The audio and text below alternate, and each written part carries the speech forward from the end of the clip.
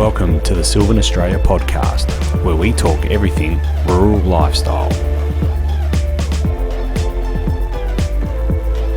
Okay, welcome to another episode of the Silvan Australia podcast, and I'm here with Amanda McLean. Amanda, thanks for joining us on the podcast. Thanks for inviting me, Nick. Now, for those listeners that are not aware of who you are and what you do, I know we're sitting up here in the lovely Kimberley of Western Australia, far northwestern Australia. My favourite place in Australia, to be honest with you. And you, part of your job, you're running Ord Agricultural Equipment. That's right. Master dealer for Silvan Australia, and Correct. doing a magnificent job of it with your husband Phil as well. And so tell us a bit about that first, and how you got from being in a machining business for the mining industry, how you got into doing agriculture. Sure. So 13 years ago, my husband and I bought Ord Machining, which was a business that he was working in at the time. And we've been running that business and working predominantly in mining and in the valley in agriculture, but we did a lot of work for Argyle Diamond Mine. And it's two reasons that we sort of did the switch and added the Ord Agricultural Equipment business. So one was, had some customers come in and they were asking our parts department to source Kubota parts at the time that we couldn't source without being a franchise. And the other thing that was always in the back of our mind was that Argyle was going to close at some point. So we knew we needed to diversify, and we had a little bit of a think about what we really liked, and working in ag and supporting that agriculture industry was one of those things. So we inquired about becoming a dealer for Kubota, and that was where Ord Agricultural Equipment started. I'll tell you a little story, and I don't know if I've ever actually told you this, but a very well-known gentleman in the region, his name is Spike Desert. He's no longer with us, unfortunately. He passed away last year. He actually called me many years ago and said, when you first started going from moving over the mining industry over to ag, he actually called me and said to myself on the phone, I'll never forget it. He says, you need to appoint these people as a dealer in town. And I said, okay, well, thanks. And, I think the man spoke very highly of yourselves, but everything that Spike's ever done in town, I mean, people that know Kununurra would know Spike and the work he's done in town. So I think that was a massive endorsement for you guys. But coming from a man like that, it was really a no-brainer for us as well. Yeah. So we had dealings with some really good people in town. Unfortunately, they had moved on to other things and retired from businesses and moved on. So I think your timing was impeccable, really. And the Kubota brand has always been really worked well up here. Same with Silvan. And now you're also representing Husqvarna as well. So it's great to see those brands being represented up here as well. So I think you've done a magnificent job.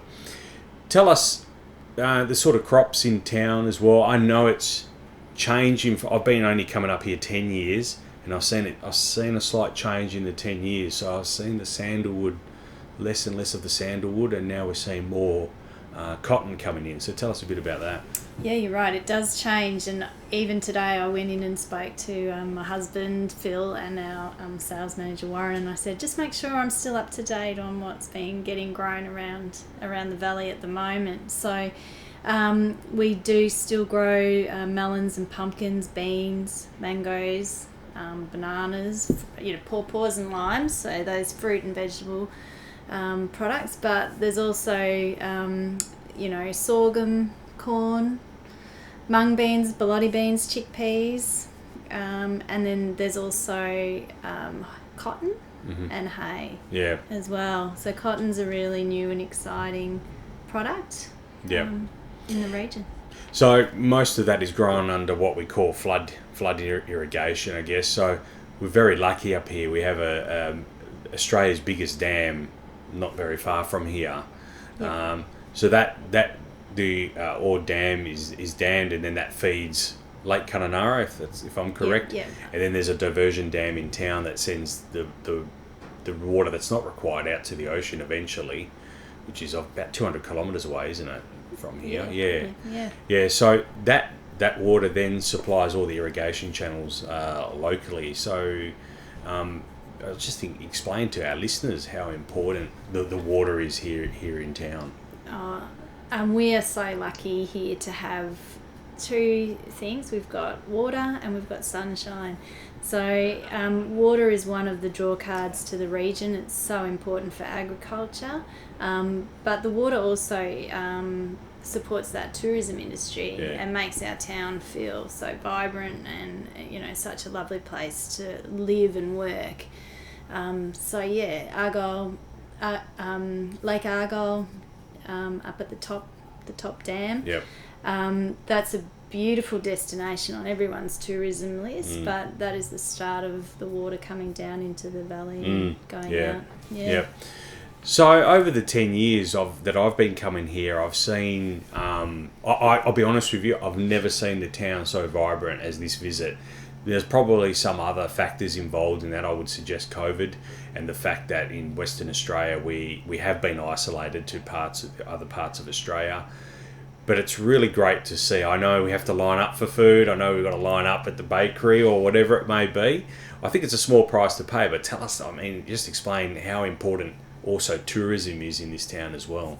Tourism is one of our major industries, and last year particularly, but also this year to a degree, and recently COVID had a major impact. So last year the town did feel very quiet with the hard borders.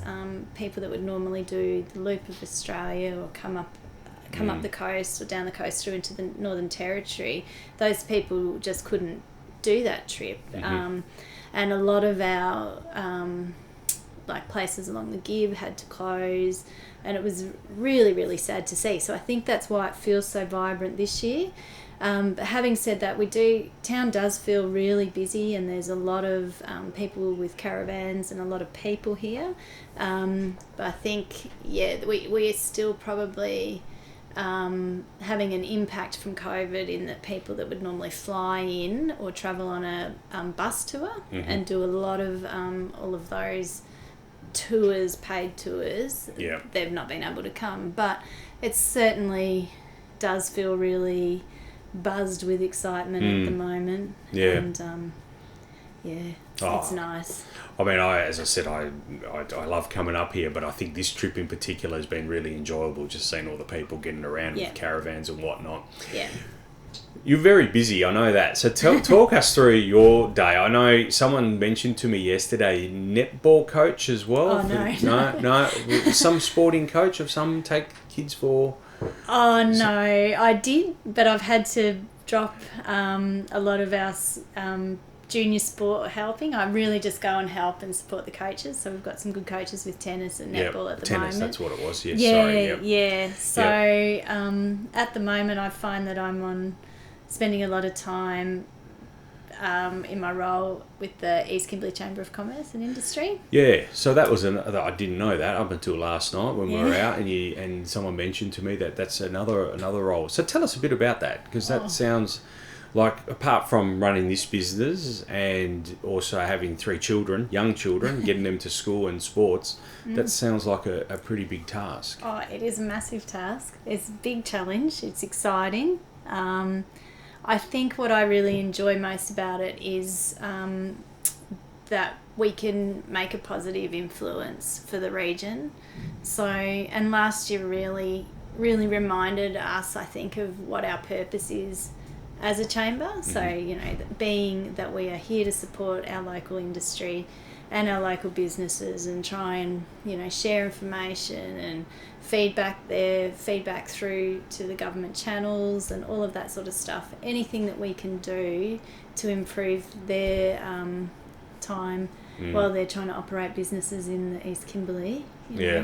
Really working as a team. And that, to be honest, that did feel pretty good. The board, and we've got 2 part-time executives working for us now, and I think we all feel a bit floated that we can actually really contribute to things. I think that's nice. In the East Kimberley, all of our governments and businesses and local government and all of those sorts of committees and departments that all work so nicely together, and you need to, because you're remote. Yeah.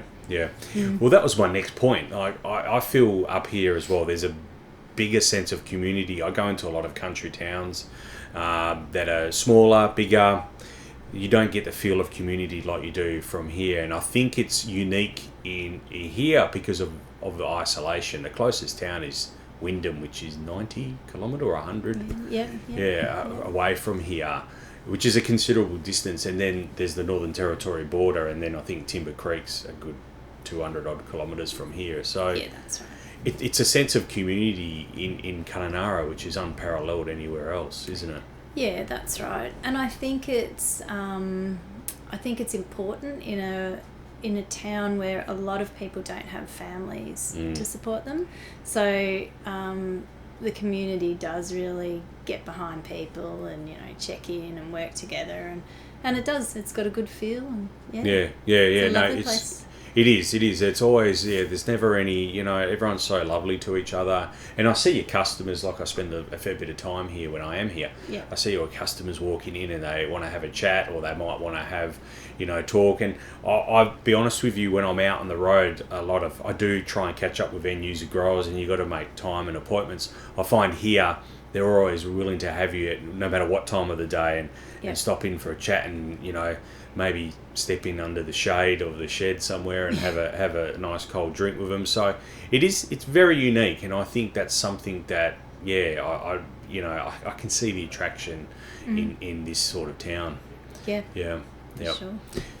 One of the other things I want to talk about, Amanda, tell us a bit about. I know I've come up here for the show a few years in a row, but it's becoming bigger and bigger, not just the ag show, but the events in May as well. So tell us a little bit about some of the events that happen in Kununurra, and some of the pretty big ticket events, aren't they? Oh, you're right. Absolutely. So you touched on the Kununurra Ag Show, which wasn't ran last year.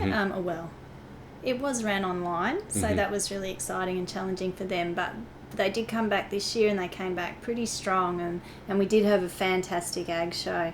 But we do have other events that are, really exciting and draw a lot of people to the region, and a lot of well-known artists. And that main event would be the Ord Valley Muster. Yeah.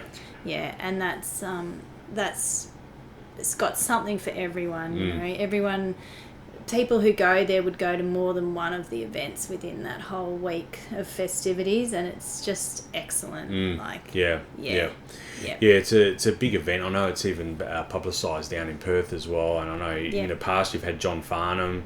Well, that's the one that comes to memory, but I'm sure you've had bigger stars. We had Jess Malboy this year. What a great endorsement, or someone to have, you know, come up here and do a concert. I know it's a big time of the year.